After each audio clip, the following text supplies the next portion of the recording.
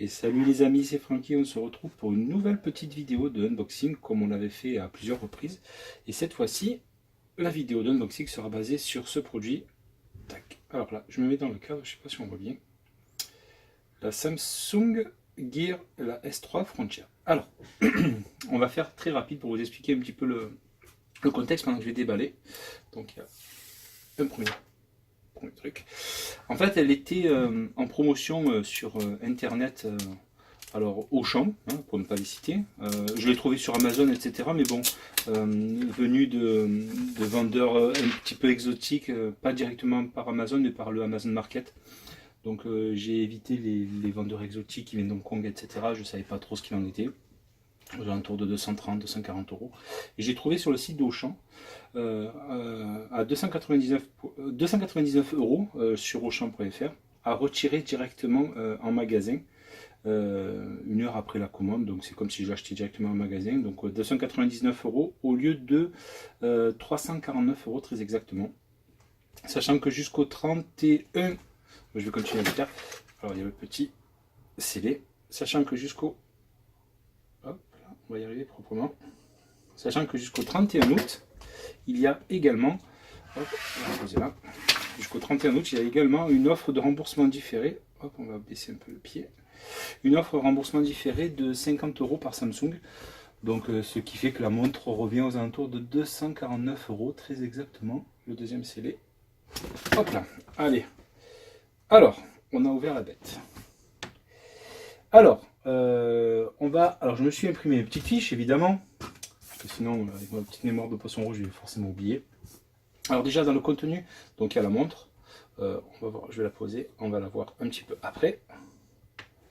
Il y a également, hop, dans le cadre, on rentre. Donc la boîte est jolie, une boîte ronde, très jolie. Donc là j'ai enlevé le petit scellé avec le code barre pour envoyer un remboursement auprès de Samsung.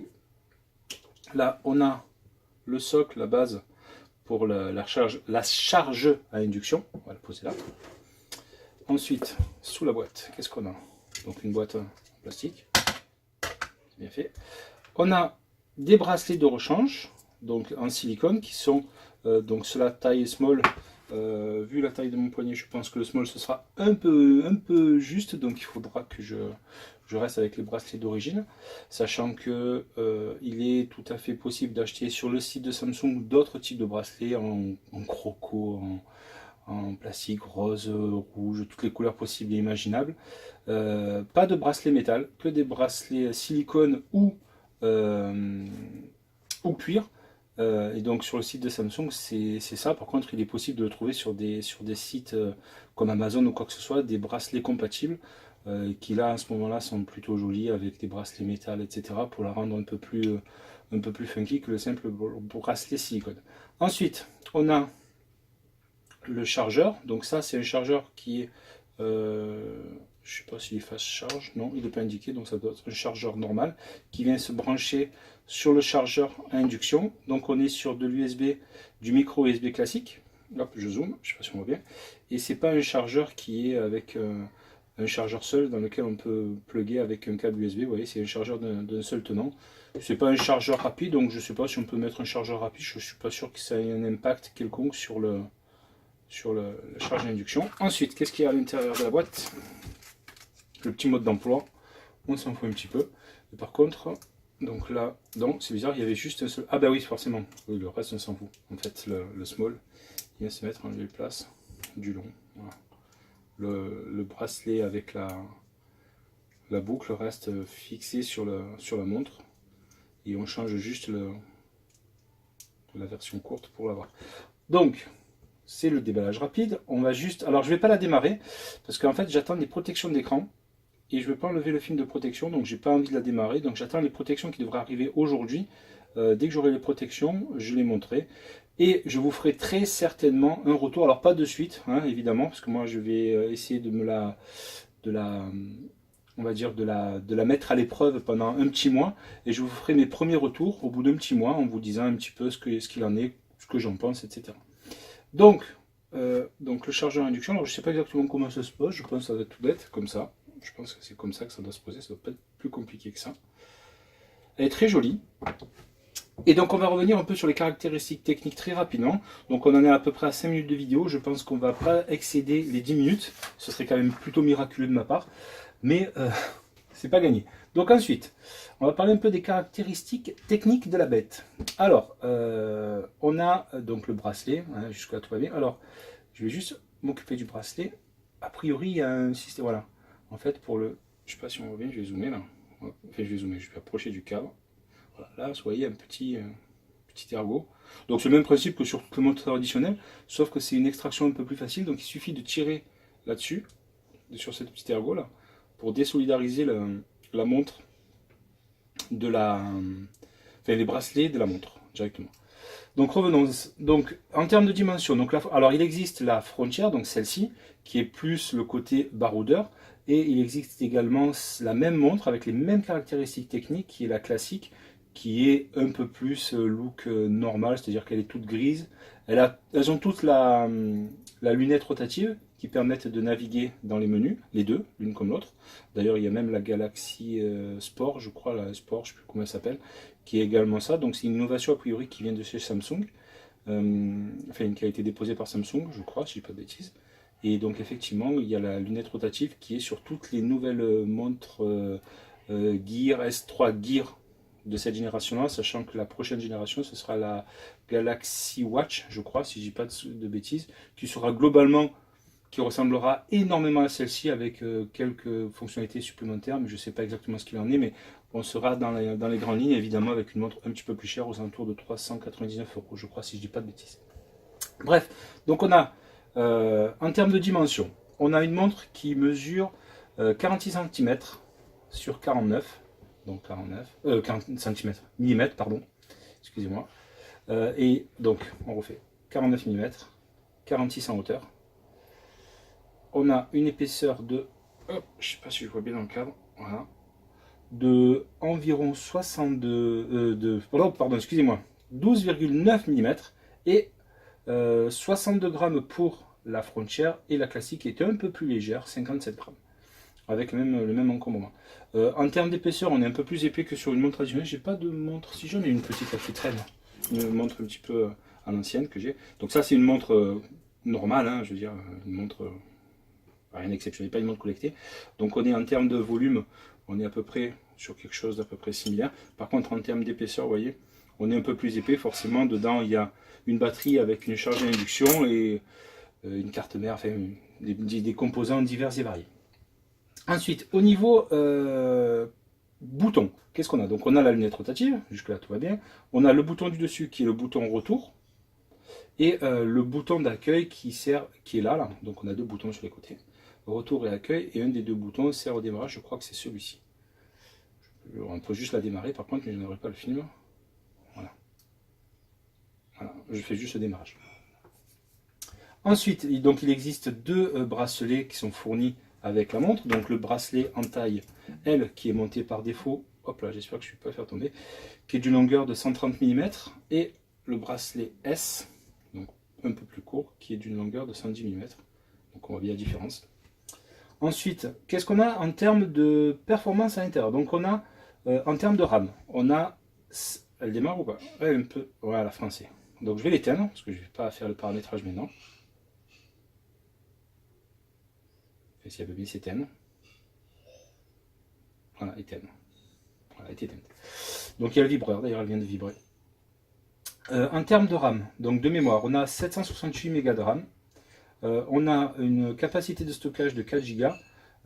Évidemment, on n'a pas une mémoire extensible, forcément. Donc 4 Go, c'est déjà pas mal.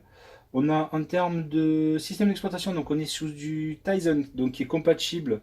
Donc Tizen, c'est le système d'exploitation qui est propre à Samsung, qui est compatible donc Android, et qui est également compatible des montres des iPhones.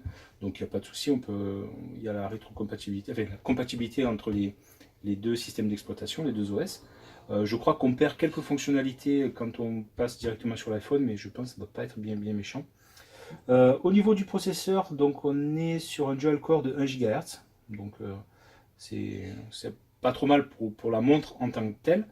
On a une norme IP68, donc on a une résistance à l'eau, à la poussière, donc immersion jusqu'à 1,50 m pendant 30 minutes.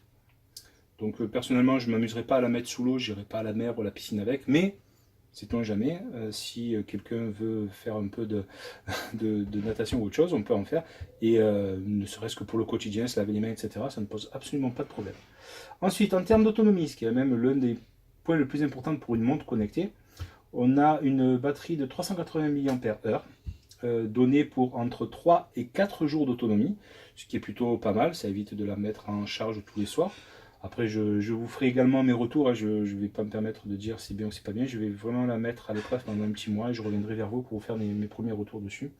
En termes de capteurs à l'intérieur, ce qu'il y a, donc on a les capteurs habituels pour tout ce qui est montre connectée, on a un GPS, cardiofréquence-mètre, gyroscope, accéléromètre, baromètre, capteur de lumière, etc. etc.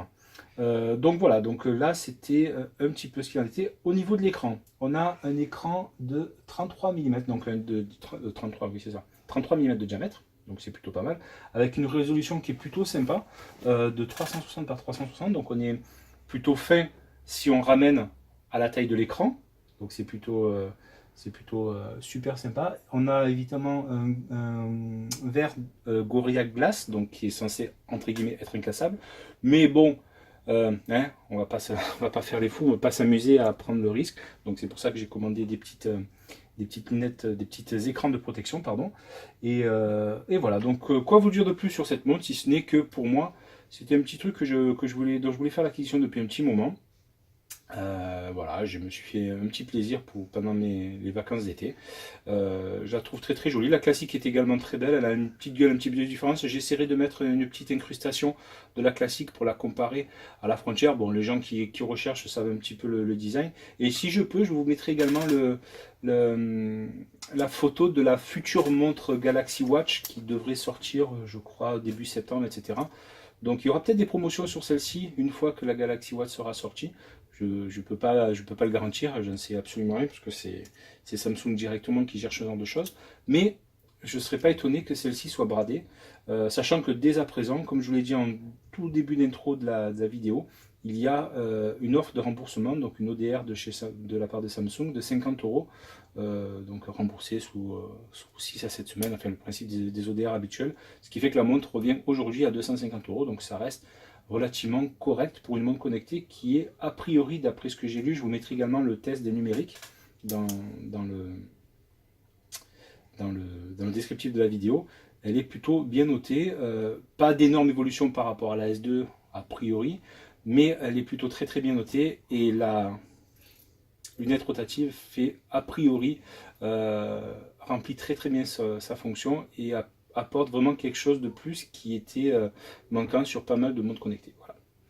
Donc les amis, encore une fois, merci de m'avoir suivi sur cette petite vidéo de déballage. Et voilà, encore une fois, 13 minutes, 13 déjà. Donc on aura un petit peu dépassé le temps habituel. Donc j'ai du mal à faire des vidéos de moins de 10 minutes. C'est pas grave, on va essayer de faire mieux la prochaine fois. En tout cas, merci de m'avoir suivi pour cette vidéo de déballage.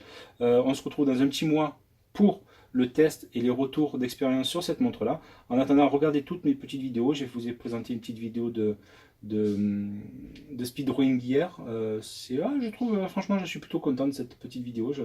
Elle me plaît bien. Je trouve que le dessin rend pas trop mal. Regardez mes autres vidéos de déballage éventuellement, mes vidéos de gameplay sur Gran Turismo Sport et sur Uncharted que je vous ai fait très récemment. N'hésitez pas à vous abonner, partager, me faire vos retours sur cette vidéo, ce que vous voulez voir sur le contenu de la chaîne. Et en tout cas, pour ceux qui sont encore en vacances, bonnes vacances à tous. Pour ceux qui reprennent lundi, parce que j'en connais, bon courage à tous. Et on se retrouve sûrement milieu de semaine prochaine ou début de semaine prochaine pour nos aventures. Allez, merci à tous les amis. Salut à tous, salut.